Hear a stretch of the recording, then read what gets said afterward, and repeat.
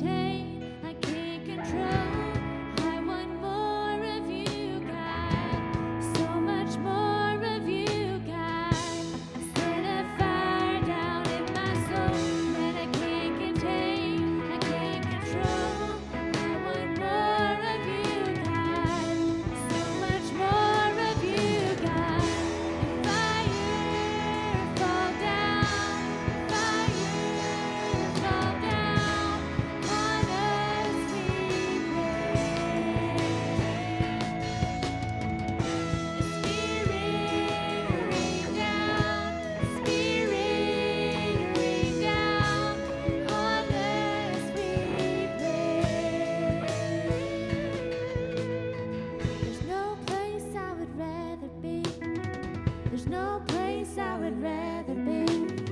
There's no place I would rather be than here in your love, here in your presence. No place I would rather be. There's no place I would rather be. There's no place I would rather be than here in your love, here in your presence. Set a fire down in my soul that I can't contain, I can't control.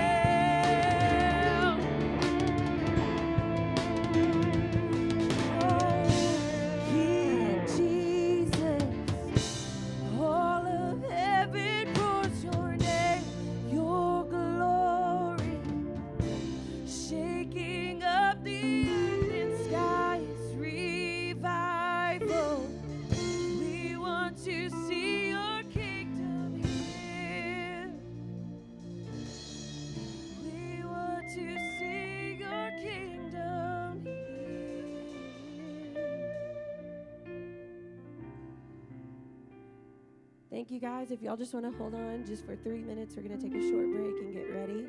So y'all take a break, get a snack, go to the bathroom, and just hold on just for 3 minutes. Thanks.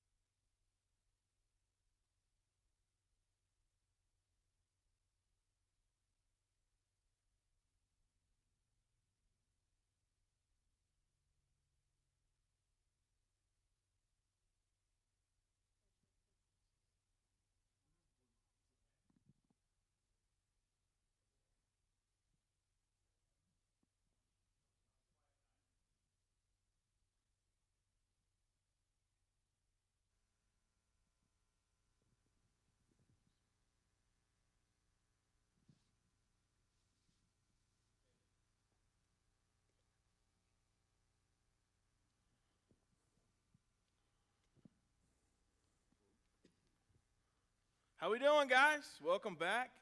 Thank you for staying with us. Those of you that may have just joined us, we appreciate you hanging out with us again. This probably looks really different. These are the people that are always on stage, but they're sitting in a new spot. It's very different for them. I told them today I was going to break them out of their comfort zone, but I didn't tell them what we were going to be doing. So if we have less people on the worship team Sunday, it's my fault. I apologize. But we're going to hang out tonight, and what's neat to me is these people are always ministering to you, but tonight I wanted to talk about some worship, and I wanted to talk with them about worship because each one of these people are obviously passionate about worship because they're on the team. So I'm just going to take off here in just a second, but I just want you to think for just a second. We're going to briefly take a moment here. I want you to think about what worship means to you. I want you to think about what you would define worship as. And it's interesting to me over the years, I've realized that a lot of people have a misconstrued definition of what worship is. And tonight we're going to talk a little bit about it, but I want to talk to these people here and get some opinions from them. So those of you know everybody. This is Josh, Christian, Braden, Kirsten, Emily, Courtney, Brooke, and Trevor. They're all, once again, part of our worship teams here, so I want to give them a high five or a wave on the Facebook, if you will. But tonight I want to take off. I'm going to start down here on the end with Trevor. They may or may not elaborate. I don't know. That's up to them. But I'm going to ask a few questions here that's going to kind of kick off what we're doing tonight. So the first thing I want to ask you guys is, what is your first memory of music? And once again, I'm using the term music. I'm not using the term worship. What is your first memory of music? Like, when you think of where it all started for you, what is the first thing you think about? I grew up watching my dad play bass, and I remember 4 years old watching his hands and what he calls the H pattern. That's really how I developed my style of bass playing, just watching him. Yeah. Mine is mine is whenever I was little, I used to do singing lessons and singing competitions back in the day, so that's mine. Mine would be watching my mom play piano in church. We went to a little Pentecostal church in Roland, and I would get up there and I would play a little one-handed piano melody of a little song on Wednesday nights. Mine would be my family, too. A lot of people in my family played. My mom played piano and singing in church. I'm sure that's where a lot of us started. So. Yeah, same for me. Mine would be my mom. She has always led worship. She actually had her own, well, it wasn't her own, but she was a part of a Southern gospel group. They used to travel to churches a long time ago. So I grew up from 2 years old in a church watching my mom play in worship. And that's kind of where my passion came from. The first time I really noticed music, I was about 6 or 7, and my brother and I, we would stay home and clean the house while mom and dad were at work, and we had these 4 or 5 songs that would play over and over again, but made me want to play guitar, but I didn't actually do that till I was 15, so yeah. Mine would be family. All my family play instruments, so I had to learn one. It wasn't a choice. Yeah, I guess all of our stories seem to be pretty much the same. I grew up in a small Pentecostal church here in Van Buren, and if you was in that church, you played something. So I tried to get away with playing my nose, picking it or blowing it, and that didn't work. So they forced me to play the piano, guitar, drums, whatever, and get my hands on. But I'd have to say church and family inspired me to do it as well. Nice. Mine, I used to watch my parents play in the casino when I was younger, and just kidding. But hey, some people started that way. No shame, right? No shame. We're here to. But anyway, this isn't about me, so we're going to move on to the next question here. The next question, these are just kind of icebreaker questions, then we're going to get a little more serious with it. The next question I have is, what is your favorite song and why? And here's the thing. Music's powerful. It captures us in different ways. So I'm not asking you to be super religious here and tell me your favorite worship song. I want to know what song in your life has had the most impact on you and why. That's a doozy. Man, I really love Daystar. Like, that is just a wholesome, just good song. What is that? Wow. Wow, Brooke. It's okay. Don't ask me to sing. I play bass for a reason. But Jason Crabb does a really good rendition of it, and your mom does a really good rendition of it, too. She's pretty salty. What about you? Not Daystar, obviously. Obviously. Mine's like an old one, and I sing it all the time. It's My Eyes on the Sparrow. Just no matter where I am in life, I know that God's always watching over me, and He's there with me. I go through different stages of favorite songs. So right now, my favorite song is Never Lost by Elevation Worship because it's kind of funky. It's a little different, but I really like it. It's catchy. And yeah, so I listen to that 24/7. Well, I'm kind of like Courtney. I go through stages too, but the one that has stuck with me throughout my life would be I'd Rather Have Jesus. It's just one that's always in the back of my mind and that I sing in troubled times, in happy times, in mediocre times. It just brings everything back to the center. It doesn't matter where I'm at in my life or what's happening. I would rather have Him than anything that this world could ever give. So It's really hard to pick a favorite because I like music so much. But kind of going like along with what Emily said, when I catch myself like going through something, I tend to go to Jesus at the center of it all. And I prefer Israel Houghton, I think is how you say it. But I normally go to that. But not only that, I normally go to a lot of the older songs that I was raised up in. Couldn't tell you the name of them off the top of my head. But like if Hudson's ever been like my little boy, if he's ever like won't go to sleep or, I use that to even calm him down. And it's just a lot, I guess. I don't really know if they're hymnals, but just older songs. I listen to a lot of heavy metal. Yeah, finally, someone being honest with us tonight because we're in church. And there is a song called Chapter 4, about Genesis chapter 4. And it's just what inspired me to start playing guitar. Mine would probably be Waymaker. I just really like the words of the song. It touched me the first time I heard it. I cried, and it's just been in my head ever since then. Worth. No, I love Worth. Whoa, these are It's not hot. worth it. I struggled for many years as a newborn Christian when I rededicated my life of not being worth it because I lived a pretty rough life and done things I wasn't supposed to do, and it was hard to kick them things. And first time I heard that song,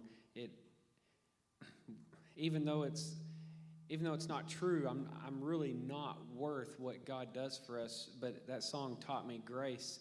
It taught me how Jesus really looked at me and who I was in His eyes, and that song brought out to me that I was worth it to Him to do what He did. So the song "Worth" is by far my favorite song. Very good. Hey, if you're watching tonight, go ahead and send in through our little chat messages what your favorite song is. I'd like to go back and check those out later as well. So send us those and tell us kind of why that's your favorite song. Give us some backstory behind it. So we'd love to hear that from you as well. So I'm going to move through here a little bit. Let's mix it up a little bit. Let's start with Courtney over there because I know she loves to talk. And she's just so grateful to be up here tonight. I'm going to skip to one here that's kind of neat. This is personal to the church here. How has being a part of this team affected you as a person? You're welcome. Well, now you can't copy everybody else's answers. So,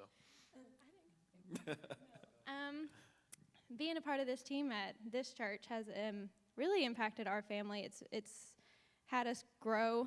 I'm speaking for both of us. Am I going first? Lots of growth. Good, interesting times. Okay, all right. Kirsten, since you're so excited, what about you? It's helped me as a person. I've taken time out of my day more to read the Bible and to pray that I didn't do before. And yeah. Kirsten, what about you? Ask the question again. Seriously. Okay. How has being a part of this team affected your life? Okay. Being a part of this team has affected me personally. I know it's also affected my husband and my kids, but from my point of view, it's helped me get more of the right friends and friends that are going to last you a lifetime, even if we were to separate, which I pray that never happens, but even if that were to ever happen, you would still be able to have them as a true friend.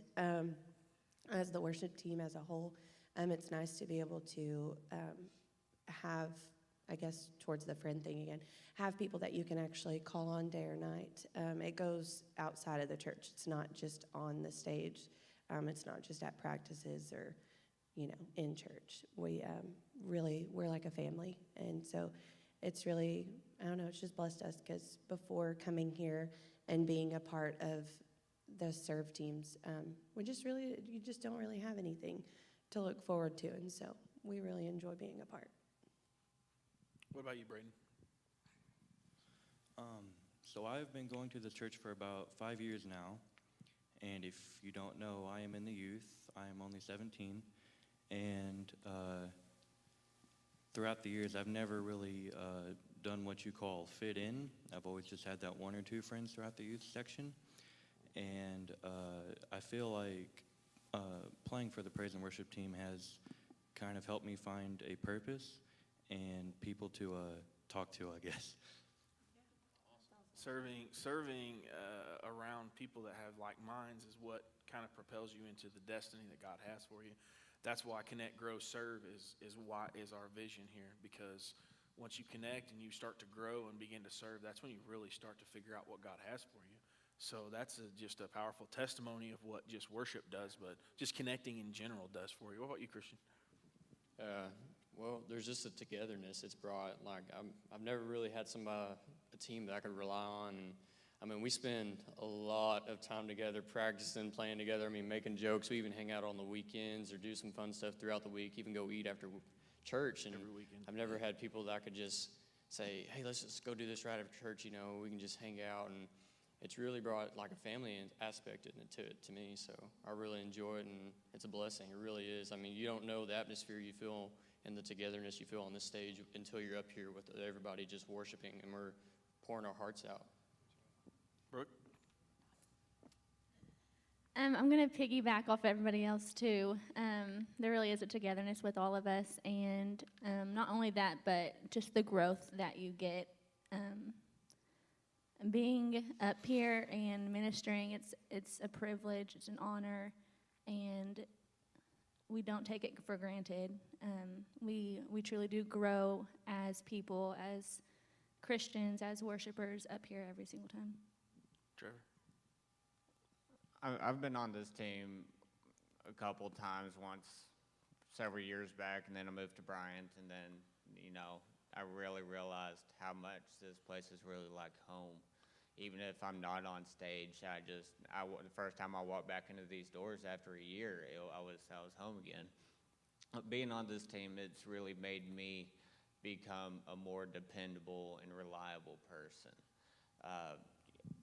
It's put on me. I put it on myself that I got to be accountable, and my team has to know if I'm not going to be here, that I'm actually not going to be here, and that things happen. But coming off of that, where I've made myself, or the team's made me more dependable and reliable, that's carried into my personal life as a father and a husband, where I'm the same person that I am to y'all as I am to my own family.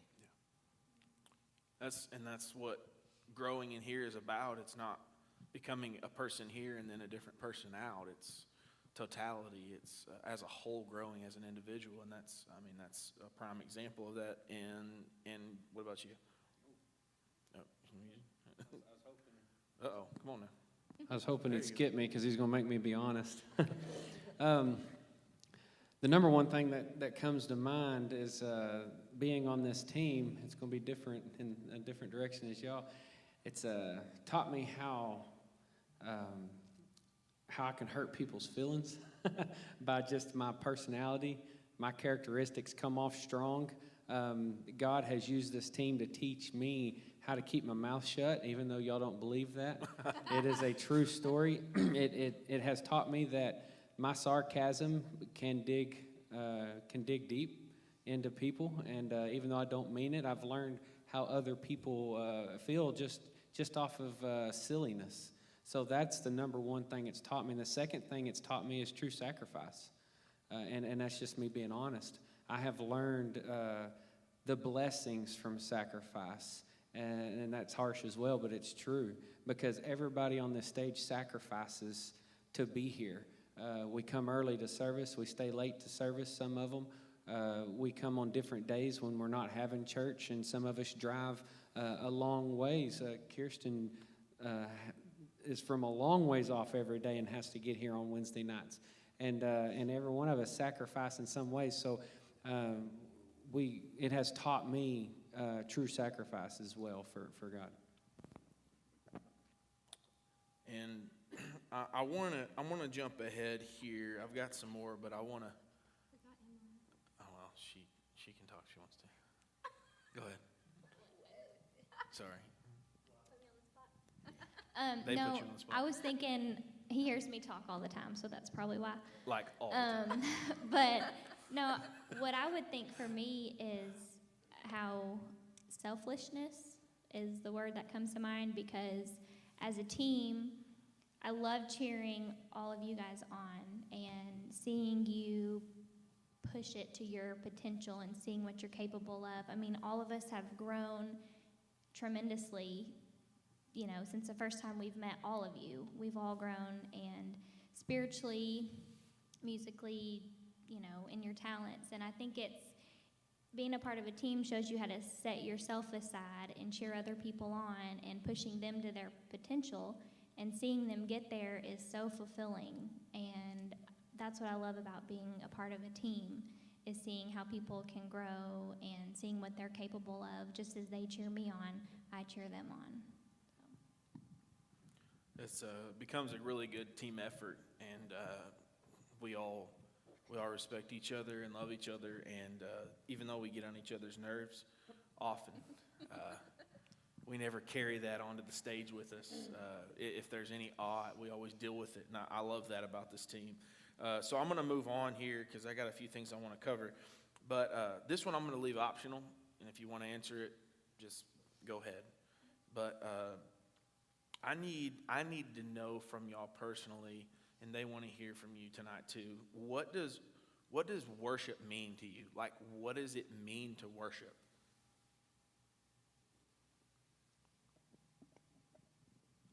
You can't be wrong. I'll take a shot.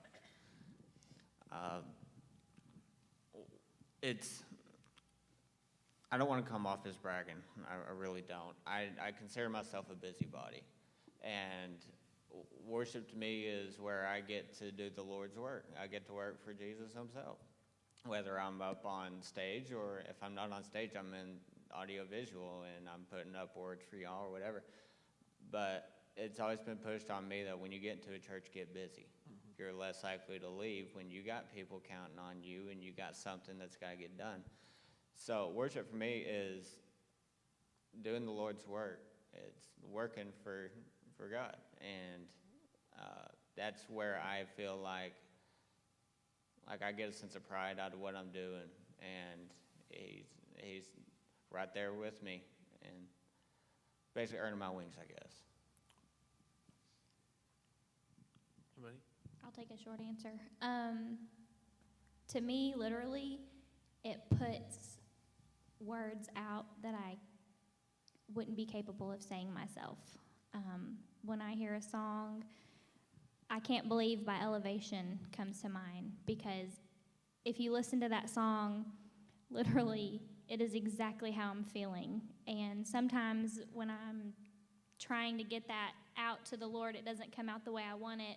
But if I hear a song, it just makes me weep, because that's how I feel in his presence. And it literally puts those words out there for me. And it just is me able to express that to him. I'll go. So worship to me is whenever I feel closest to God. Like whenever we're up here, I don't see anybody out there. I am zoned in. You're definitely not tonight. Oh, so funny. But I'm just zoned in, and I lose myself in worship most of the time. Not most of the time, like pretty much all the time. But yeah. Anybody? Anybody else want to talk? I think for me, the meaning of worship, right? For me personally, I know the meaning of worship obviously looks different for everyone, but I have like a 40-minute commute every day, and that's just one way. But most of the time, I don't know, like if something, like I said, I feel like your truest worship is when you're going through something. I know that sounds weird, but like if you're really like down or if things just aren't seeming to go right, I feel like a lot of times if you let yourself get to that point to where you'll open up and you'll be willing to accept whatever God has for you or wants to say to you, speak to you, make you feel a certain way. And I mean, you can feel this even when you're not going through certain things. But I feel like for me, my truest worship it really like conveys itself during those times because you're really seeking God. And we should really seek God all the time, but I mean, everyone knows like when you're really, really asking for something or needing something, it's in those times. And a lot of times I've catched myself within the past year of traveling to work. Those are like the most realest times. And that's worship to me. Anybody else? Good. That's fine. The reason I ask that, when I'm gonna semi-answer this one because recently I've been doing this more, and it's kind of one of those things that it really hit me when we started doing service with nobody there. It really hit me, and we'll be up here during worship, and we'll be singing, and I feel God move. But the moment that I conscientiously tell myself to shut everything else off and focus on worshiping God, like everything changes for me. Like it's almost like a switch is flipped. And the reason I want to bring that up is because worship,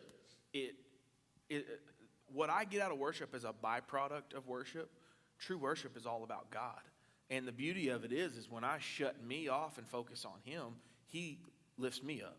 And I don't have very many people in my life that I shut me off, focus on them, and I get blessed because of it. And that's not why we do it. But, you know, what I wanted to talk about for just a moment is the fact that music in the church is and always has been and probably always will be a really controversial thing.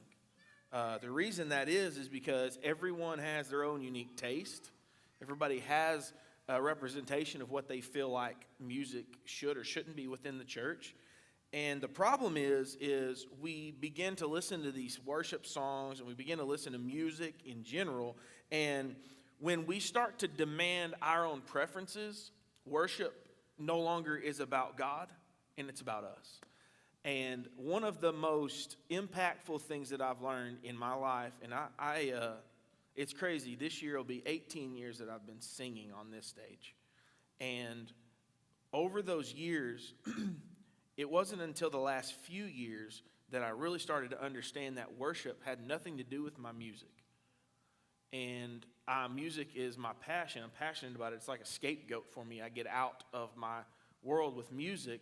But the moment I started to understand that true worship is all about God and not about me and what I want and how I feel. And the reason that that's relevant is because people can have their own opinions about what music they prefer, what types of Christian songs they like, whether it's Southern gospel or contemporary or blues or however you want to call it. All those types of music, there's nothing wrong with them. You can have your own opinion, but when it comes to worship, it has nothing to do with me. It has nothing to do with what I want or how I feel. And when I get lost in true worship, I remember Big Daddy Weave. I used to sing this song way back in the day on a soundtrack. Man, it's been a while. On a soundtrack called Audience of One. And I always think about that song. And it talks about me literally tunnel vision focusing and shutting everything around me out and focusing on God. And when I do that, it changes the way I feel. And that's what I want to say is when we worship, we want to focus on how worthy God is, not how wealthy He is. Because when we focus on how wealthy God is, we're praise. we're stuck in a praise mode. Praise is thank you, God. I'm grateful for what you've done, God, what you do, worship is just like, listen, God, you're God. Like, you could do nothing for me, but I'm still going to give you everything I have. And when we get that, like here, it's a totally different game. It's like kind of like Kirsten, she starts to break down a while ago thinking about her moments with God on the way to work. That's what connecting with God in worship is. Like, most of the time I would endeavor to say, probably don't even say anything. I mean, when I get focused and caught up in God, I get speechless. And that's why I like that Israel Houghton song that says, you take my breath away. I mean, it teaches us to focus only on God. And it goes back to John chapter 4 that says God is spirit and we must worship him in spirit and in truth. And what a lot of people get caught up in is we get caught up in the spiritual aspect. Since we're Pentecostal, we get caught up in spirit sometimes. That's in spirit with no truth is us being emotional. And emotional is not connecting with God. Emotional is getting chills up my spine when I'll be honest with you, the song from Journey, Don't Stop Believing, when I hear that guitar solo, man, that gets me excited, but I don't feel God in that. That's emotional.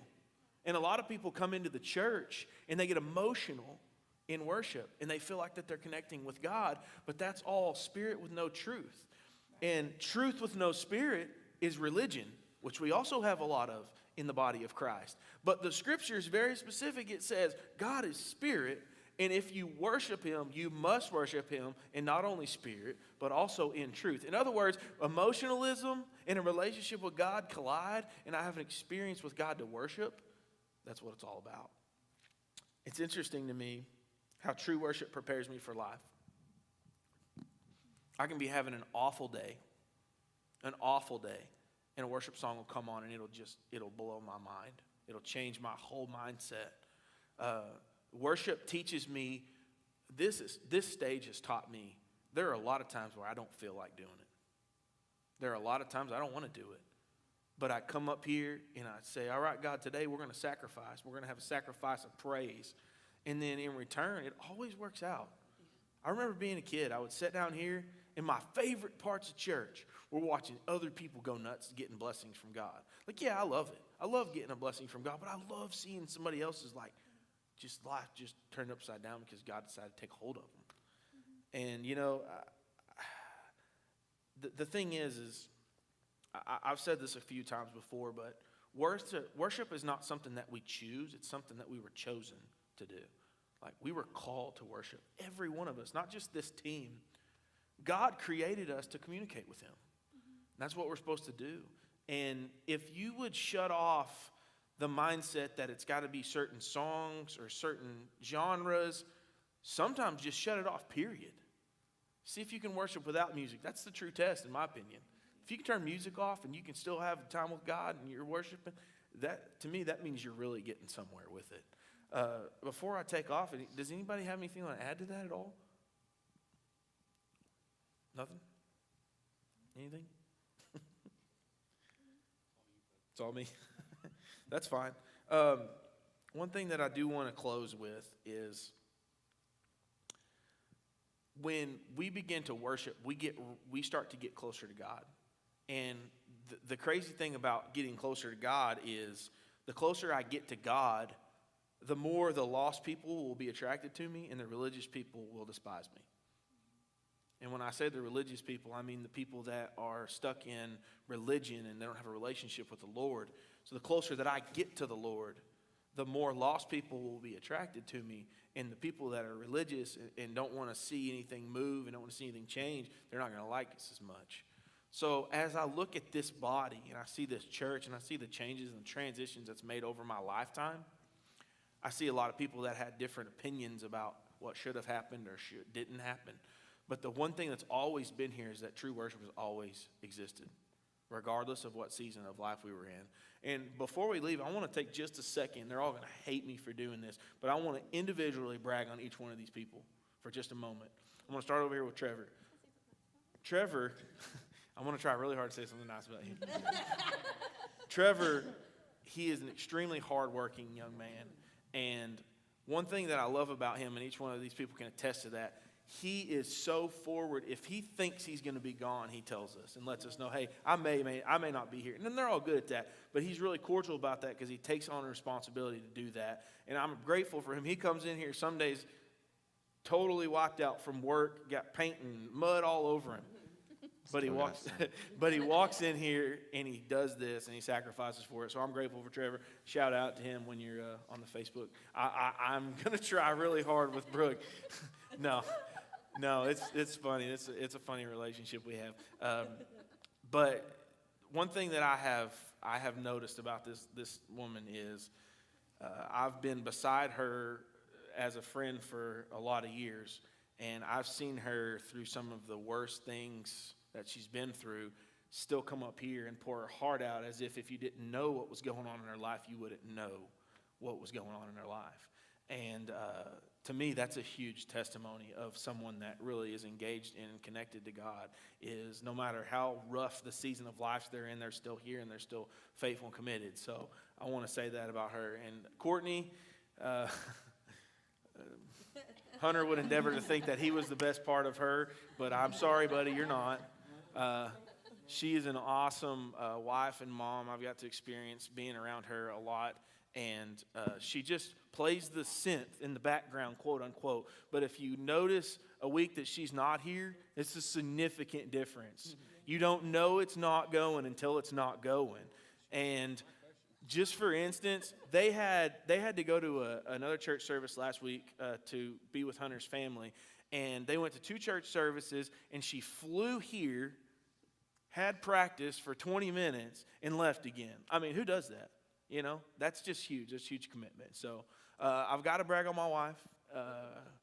There's just a lot I could really say about her. But honestly, over the last couple years, I've been not stepping out, but stepping back quite a bit from the Wednesday night worship teams. And I've seen her get to come in and step up and take on a role and help lead in a way that these people really love and respect. And I'm really grateful for that as well. Kirsten, she lives in Greenwood, works in Waldron. So however you slice it, she's got a really long way to come. She's also got a little one and now another newborn, and she has Michael to deal with. So she has a lot to deal with as of right now. And she was like, after she had the baby, it was like, I just can't wait to get back. I just can't wait to get back. And she came back so fast. And it's just great dedication. So I'm grateful for her as well. And Mr. Braden here, man, he I don't really know how to say it other than he's actually taught me some things about ministry. I see a young man that's connected in something that's literally making a difference in his life, and he's making a difference in the lives of other people as well. So him and his family, his mom and his brothers, they come every week, and his mom and his brothers sit in the parking lot and hang out and play while he's here, and they're here early, probably first every time. So that dedication there is significant. And I got to move on over here to Christian. He works heat and air, so his schedule is a nightmare, especially this time of year. And he come in earlier, and we were supposed to practice at 5:45. He come in my office at 5:35, and he says, hey, can I go over in there and take a shower? Do I have time? I said, no, you don't have time, but you do have time. I mean, he comes in, he runs over there, he cleans up and comes straight up on the stage, so I'm grateful for that. And Josh has been a staple, I think, to us. There's a testament here, especially throughout even this pandemic. I think a lot of people are seeing it more. He will drive. He drove up several times on a Sunday morning, drove up, practiced, worshiped with us, and then had to leave directly after worship and drive all the way back home to do work that he had to deal with for his business. Most people, for 25 minutes of stage time, would not do that, especially with a 45-plus minute drive. So I want to thank every one of you guys, and I know the church is grateful for you as well. Not only Wednesdays, but Sundays. We're all, most of us are part of that team if we're either full-blown or filling in, whatever it is. So as a worship leader, or whatever you want to call it, I'm grateful for all of you, and I'm thankful that you're a part of this group. And I would tell you that even if we weren't on camera, I promise. Amen. And we're thankful for John as well. I know he can't brag on himself, but we can all brag on John. The ear this man has, and the mouth that he has that never stops. But I mean, on a serious note, he can hear stuff in his head and he can express it out to us on what he wants us to do. And I think he gets irritated because we're not quite as talented and we can't quite get it the way that he's hearing it, and he ends up just going with it. But as a leader, and we will call him our worship leader, amen. And anybody, if John ever, let's say when John steps down, because we all know that one day John's going to be he's going to climb the ladder and be something great for God, and somebody else is probably going to come in and become this worship leader one day, and they have got some shoes to fill. Some big shoes to fill. But I think I'm speaking for each and every one of us. We are grateful for John White, and we know that he is where he's supposed to be, and this is where God wants him for sure right now. I appreciate that. I do only wear a size 12. That's not that big of a shoe. Sometimes a wide. I get that part. That's kind of wonky. So that might be a little weird. 4E wide. But anyway, no, I appreciate the words. But that's what I wanted to do tonight was worship and then talk about it. I love worship. I love talking about worship. And I love when people understand the difference in praise and worship and what worship can do for you if you get it on an intellectual level. I love that aspect of it. So that's all we have for tonight. I hope you enjoyed this. I did. I appreciate all y'all for hanging out with us and being up here. But remember, on Wednesday nights right now, we're still doing live at the moment. Sundays, we're in here at 10:30, and man, did we have church Sunday morning. It was awesome. So don't miss anything right now. I'm telling you, don't miss anything right now. Be praying about the church and what God's doing and where we're headed. But other than that, thank you for being here and hanging out with us again, and hope you have a great week. We love you. We appreciate you. I'll see you Sunday morning.